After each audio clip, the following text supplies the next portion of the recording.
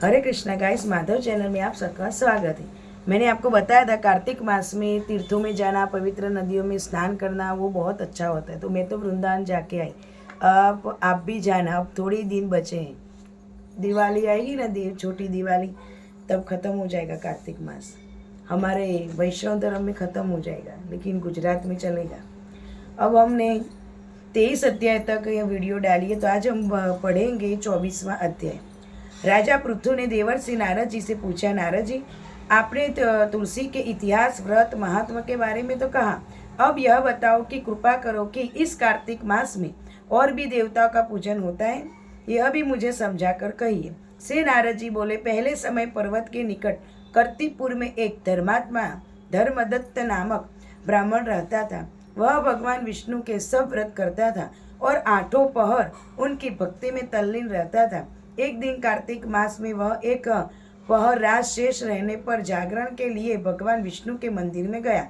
वह हर प्रकार की सामग्री लेकर पूजा करने के लिए जा रहा था कि उसके मार्ग में एक बड़ी भयंकर राक्षसी को देखा, जिसके भी बड़े बड़े दांत थे, लपलपाती हुई जीभ थी, बड़े बड़े बाल, लाल नेत्र थी, जिसका शरीर नंगा था, मांस रहित था। उस भयंकर राक्षसी को देखकर धर्मदत्त पूरी तरह से कांपने लगा और कुछ उपाय न देकर उसने पूजा वाली थाली और जल का लोटा उस राक्षसी पर फेंक दिया, क्योंकि उसने भगवत नाम का जप करते हुए यह सामग्री और जल का लोटा जिसमें कि तुलसी दल पड़ा हुआ था, उसको मारा था। इसी से जन्म जन्मांतर के पाप नष्ट हो गए और उसे अपना पूर्व जन्म स्मरण हो गया। यह हाथ जोड़कर धर्मदत्त के चरणों में गिर पड़ी और उसने कहा, हे विप्र, मैं पूर्व जन्म के कर्मों के फल से इस अवस्था को प्राप्त हुई हूँ।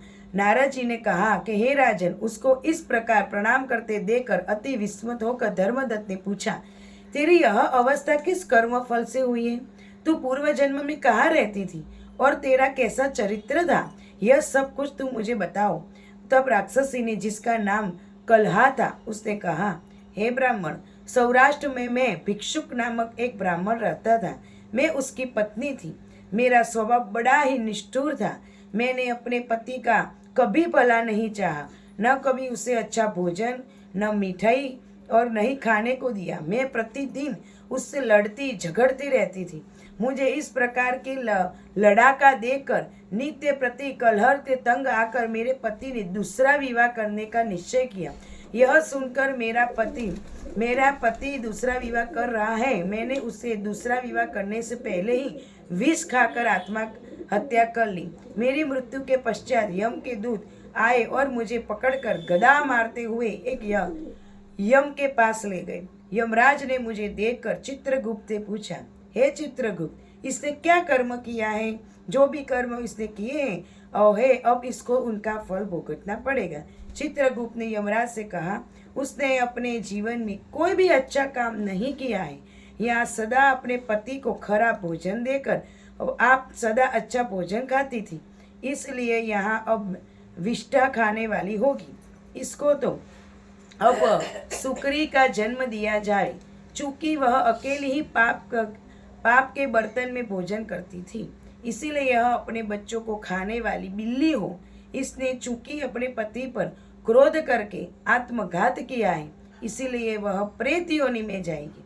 अब आप इसे अपने दूतों द्वारा मरुस्थान में भेज दीजिए। वहां पर वह बहुत दिनों तक प्रेत योनि में रहकर भी यह पापिनी अपनी तीनों योनियों को भोगेगी। लोही अतः मैं 500 वर्षों से प्रेत योनि में हूँ और भूख प्यास के कारण नित्य दुखी रहती थी कि एक दिन भूख से तंग आकर वे एक वेश्य के शरीर में प्रकट हो गई और उसके शरीर द्वारा मैं कृष्णा और वेणी के संगम पर इस देश में आ पहुंची। मैं इस वेश्य के शरीर में रहती थी। वे कि एक दिन भगवान शंकर विष्णु भगवान ने मुझको बलात् उनके शरीर से बाहर निकाल दिया। फिर मुझे आप दिखाई दिए। अपने लोटे में तुलसी का दल और छींटा मेरे ऊपर पड़ा, जिसके मेरे सब पाप नष्ट हो गए। हे द्विजोत्तम, अब आप मुझे यह बताइए कि आगे होने वाली तीनों योनियों और इस प्रेत देह से मेरी मुक्ति किस तरह होगी। धर्मदत्त कलह की बात सुनकर और उनके पिछले कर्मों और उनकी वर्तमान अवस्था को देखकर बड़ा दुखी हुआ और उसका दुख देखकर उसका चित्त विदल हो गया। फिर उसने दुखित भाव से कहा, इसका अगला हम 25वें अध्याय में पढ़ेंगे। और इस अध्याय में हमने देखा कि आत्मघात करना बहुत ही कष्टदायक है, जिससे हमें प्रेत योनि में जाना पड़ता है, जहाँ हमें भूख प्यास लगने पर भी कुछ नहीं मिलता और हमारी बहुत दुर्दशा होती है। इसीलिए कभी भी आत्मघात करना नहीं चाहिए, कुछ भी हो। और हम आगे 25वां अध्याय में उसकी आगे की दशा देखेंगे। हरे कृष्णा।